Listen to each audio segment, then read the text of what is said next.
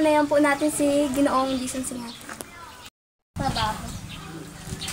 Ako ay isang CI collector sa kumpanya ng SMBI o kaya tawaging Solid Motorcycle Distributor Incorporated. Ano po ang motibasyon mo o nagtutulak sa iyo na piliin ang trabaho o negosyo? Dahil ito ang gusto kong trabaho. Ano po ba ang iyong layunin sa trabaho? Upang makatulong sa aking mga magulang at gastusin dito sa bahay. Mga hamon na pinagdadaanan mo sa paggawa? Ang mga hamon na aking hinaharap sa aking paggawa bilang isang kolektor sa kumpanya ng SMBI ay ang init ng panahon at ang biglaang pagbuhat. Taas ang mga problema na balakid na kinakaharap. Para sa akin, tuloy lang sa hamon ng buhay. Yun lang. Ano ang kabutihang may dudulot ng iyong pusong paggawa para sa mga nangangailangan o may hirap na iyong pinaglilingkuran?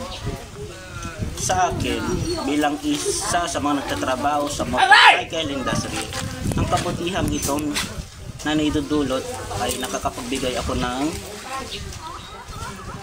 service sa mga mamamayan na gustong magkaroon ng motor, lalo na kapag ito ay isang utang o installment. Ating lahat, narito tayo upang magsagawa ng panayam o interview sa isang manggagawa. Magandang araw sa atin, Ms. Ralate de Guzman. Magandang araw din, Miss Loren Domingo. Ano po ang atin? Ano po ang iyong trabaho? Mananahi. Ano po ang motibasyon mo o nagtutulak sa inyo na piliin ang trabaho o negosyong ito? Para kikita ng pera.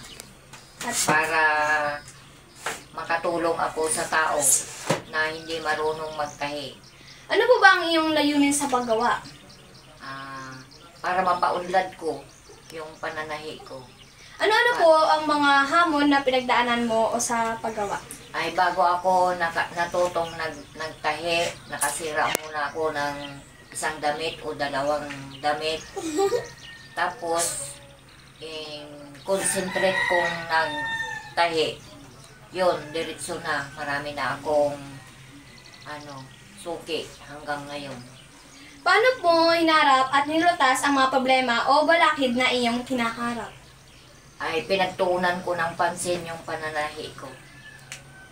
Ano po ang kabutihang naidulot ng iyong taos-pusong paggawa para sa mga nangangailangan o mahihirap na iyong pinaglilingkuran? Pinabuti ko ng husto ang pananahi ko para makatulong pa ako sa mga taong hindi marunong magtahi. Salamat po sa inyong pakikipanayam sa amin.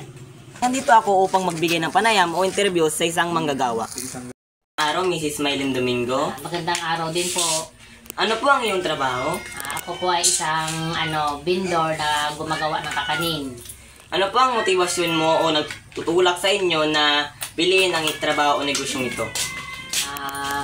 Para mapag-aral po ang aking mga anak na para may pang-araw-araw kami na gastusin sa loob ng bahay. Ano-ano po ang mga hamon na pinagdaanan mo sa paggawa? Katulad ng pagka bumabagyo at kung minsan napapalpak ako sa paggawa. Yun lang. Naharap at nilulutas sa mga problema o balakid na iyong kinakaharap. Nagtiyaga ako at hindi ako sumuko hanggat hindi ko nakukuha ang paggawa ng kakanin. Ang kabutihang naidulot ng iyong taos-pusong paggawa para sa mga nangangailangan o mahihirap na iyong pinaglilingkuran. Para matustusan ko yung mga nagpapamerienda katulad ng pagtatanim ng ng palay, munggo. Yun lang. Salamat po sa inyong pakikipagpanayam sa amin. Okay po, maraming salamat din po.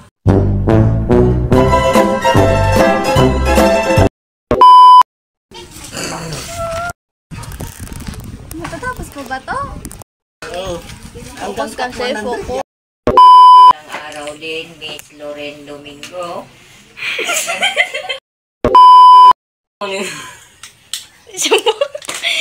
Hoy, Alan! Dapat kasi ginaano mo, stop mo. Hindi. Ikakat lang din namin na yan. So, ano ang iyong trabaho? Mananahe. Miss Lolate de Guzman? Paano mo inaarap at niluluto? Ano